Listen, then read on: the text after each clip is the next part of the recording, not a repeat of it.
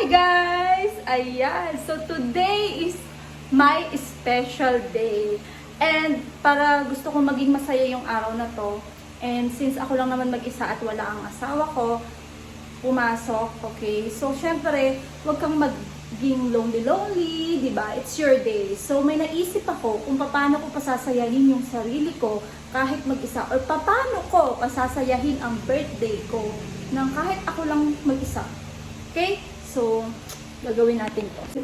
I-surprise niyo yung sarili niyo. Okay? So, kailangan natin pang blindfold. Ayan, blindfold. Surprise mo yung sarili mo.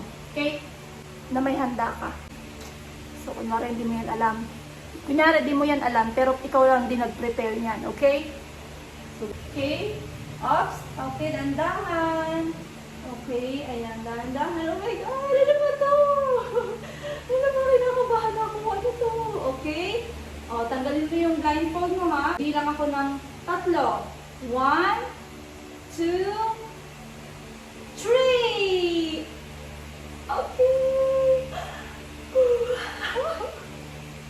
Oh my God! Bakit nag-prepare ka pa? Like, ako lang pa. Oh my God, thank you! Thank you, self!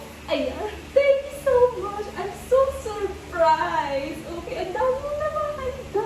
Ang dami mo naman paganap! Oh my God! Ayan o, meron dyan chocolate. Okay, happiness! Syempre, dapat happy lang, di ba? And then, ano to? Charan, beef caldereta. And of course, my favorite, kare-kare. And syempre, spaghetti. Hindi mawawala yan. And syempre, bagoong. Ayan. So, that's all. Nakakuha kayo ng tips sa akin. Paano nyo i-surprise yung sarili nyo. Dapat, pag birthday mo, dapat happy! Bye! Here you go.